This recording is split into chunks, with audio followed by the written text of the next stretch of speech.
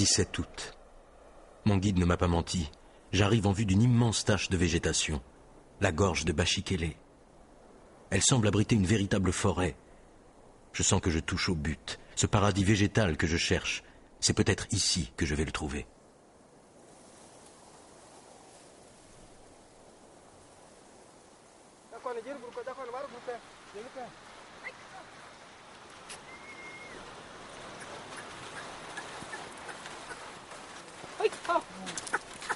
En bidéyate, Bashikele signifie « la source où il a dormi ».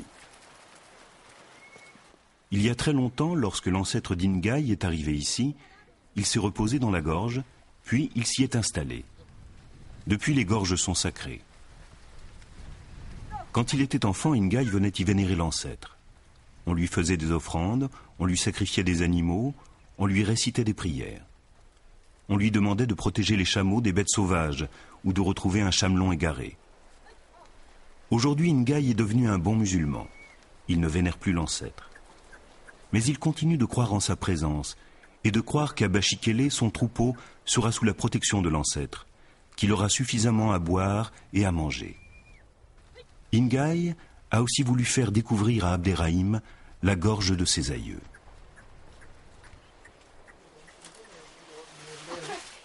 À l'entrée de la gorge pousse une véritable jungle de palmiers doum. Abderrahim n'a jamais vu autant d'arbres. Le palmier doum se rencontre habituellement dans la savane, à plusieurs centaines de kilomètres vers le sud. Lorsqu'il est présent, cela signifie qu'on n'est plus au Sahara, qu'il y a de l'eau.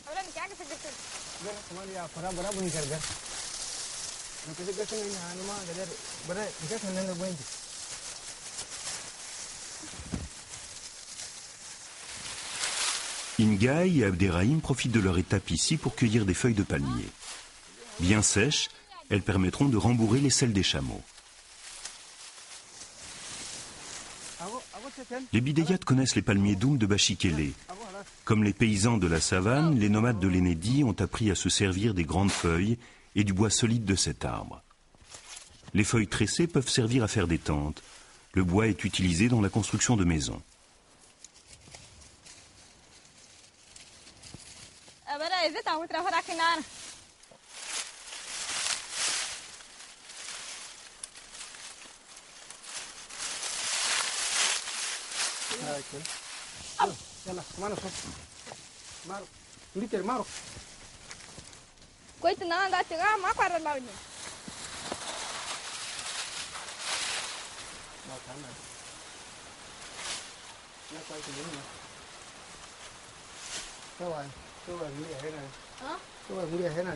Contrairement au palmier du désert, le palmier doum ne donne pas de dattes mais de grosses noix. Ces fruits sont particulièrement appréciés par les enfants.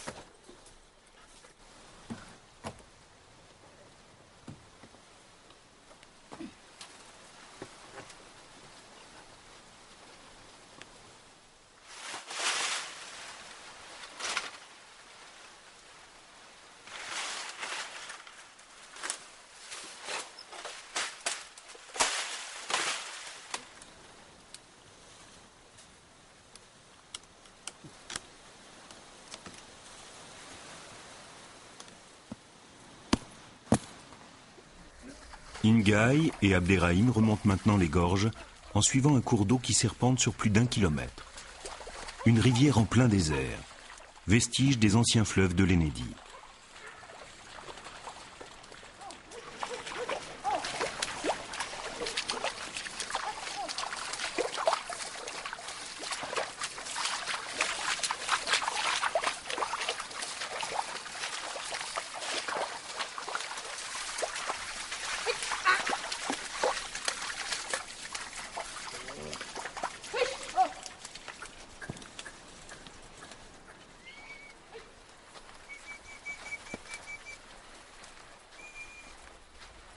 Au bord de l'eau, je découvre des arbres que je n'ai jamais vus auparavant au Sahara. Des arbres hauts de 20 mètres, au feuillage sombre et luxuriant. Des arbres qui ne poussent normalement qu'en Afrique équatoriale, à 3000 km d'ici. Leurs troncs se collent aux parois, leurs racines se tordent et enserrent les rochers comme des tentacules.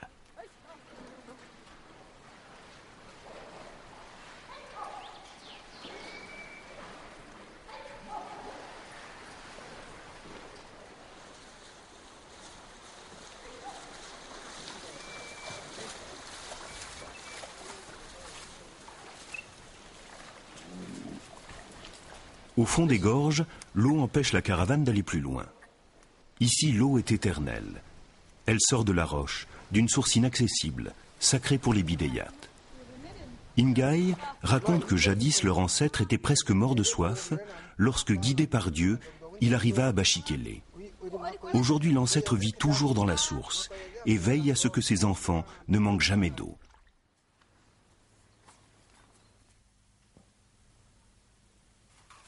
La végétation de Bachikele est peut-être la découverte la plus extraordinaire de ma vie.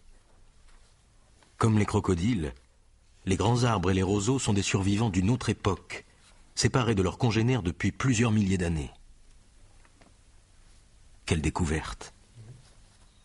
Je n'avais pas avec moi de livre pour identifier ces espèces, mais j'ai prélevé des feuilles et des graines, et je les ai reconnues.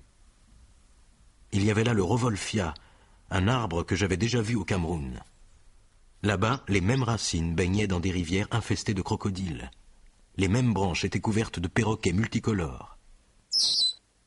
Voilà à quoi ressemblait le Sahara il y a 10 000 ans. J'étais fou de joie. J'avais le sentiment d'être embarqué dans une machine à remonter le temps. Surexcité, je passais mes journées à remplir mes herbiers pour pouvoir rapporter en France les preuves de ce que j'avais vu et montrer à tous et à moi-même que je n'avais pas rêvé.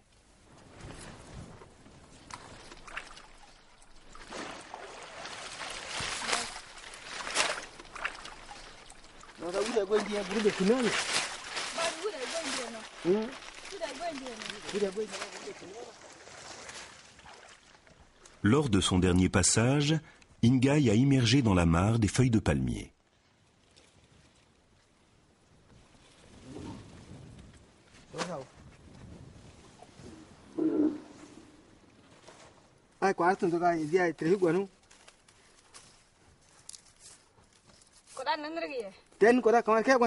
À la limite du pourrissement, les fibres de la palme sont prêtes à être travaillées. Le grand-père montre à son petit-fils comment tresser le végétal attendri.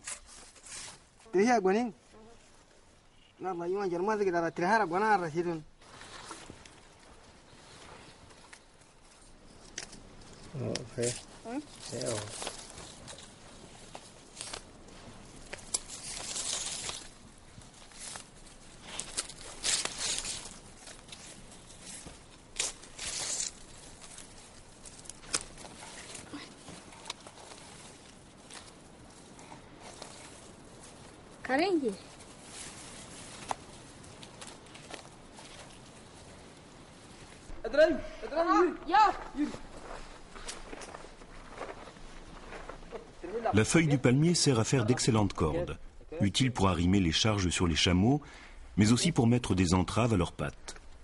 De quoi empêcher un chamelon vagabond de s'éloigner trop du troupeau. L'incident du labyrinthe ne se reproduira pas.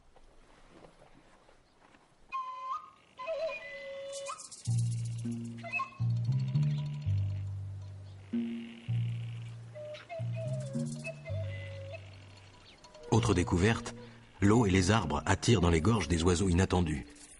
Après avoir passé l'été en Europe, de nombreux migrateurs traversent l'Afrique par le chemin le plus court, au-dessus du Sahara. S'ils ne meurent pas d'épuisement, ils peuvent faire étape à Bachikele. Tous les jours, j'observe un héron garde-bœuf qui se trouve si bien ici qu'il semble s'y être installé à demeure.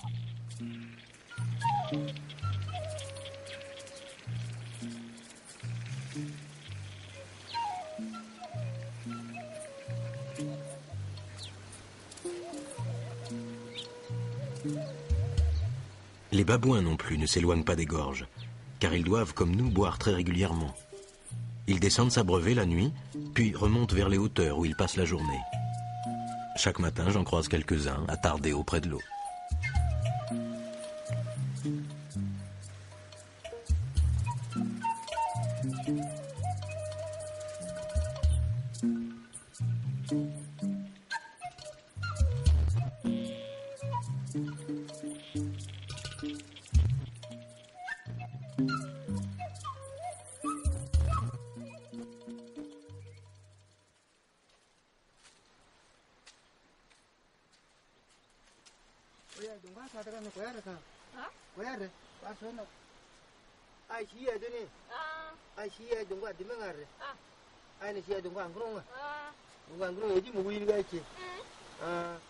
Ingaï montre à Abderrahim les empreintes laissées par les babouins venus s'abreuver. L'enfant demande à son grand-père si ce sont eux qui aboient comme des chiens. Oui, répond le vieux, ce sont eux. Ils vivent tout là-haut, sur des plateaux inaccessibles.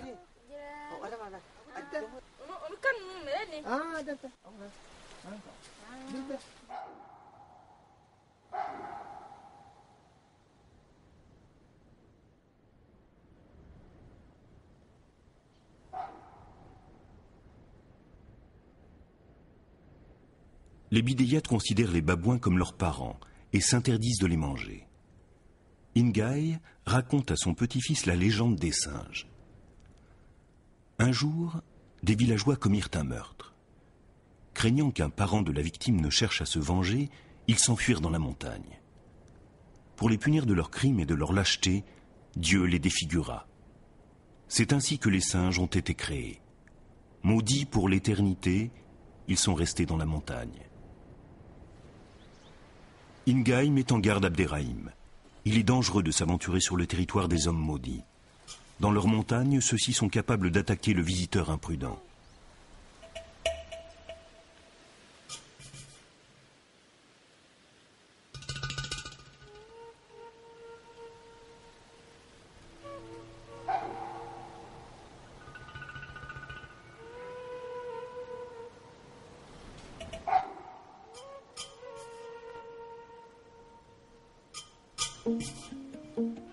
Mais Abderrahim rêve de voir la source mystérieuse dont son grand-père lui a parlé.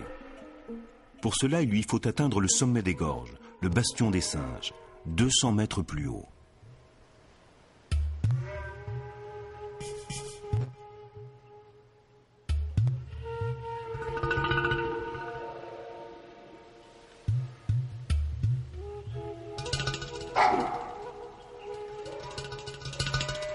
« 23 août. Aujourd'hui, monté sur le plateau de Bachikélé pour tenter de trouver la source du cours d'eau. Une bande de singes m'accompagne. Ils sont intrigués, fascinés par l'étrange bipède que je suis. Ils m'approchent, me dévisagent, m'escortent, avec des gestes du plus haut comique. Ils ne se sentent nulle part ailleurs plus à l'aise que le long des falaises abruptes. Ils tirent parti de la moindre aspérité et sont passés maîtres dans l'art de l'escalade.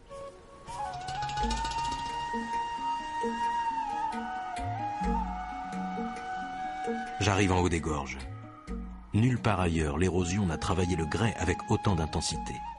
Ce ne sont qu'aiguilles, pitons, créneaux, effondrements. Le tout s'entremêlant dans un chaos indescriptible.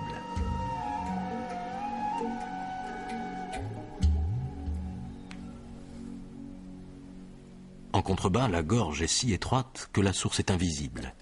Mais elle est bien là, toujours à l'ombre et préservée de l'évaporation.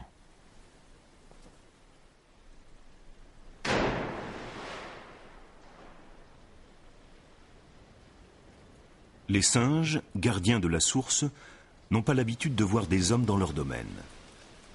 Mais Abderrahim ne les remarque même plus.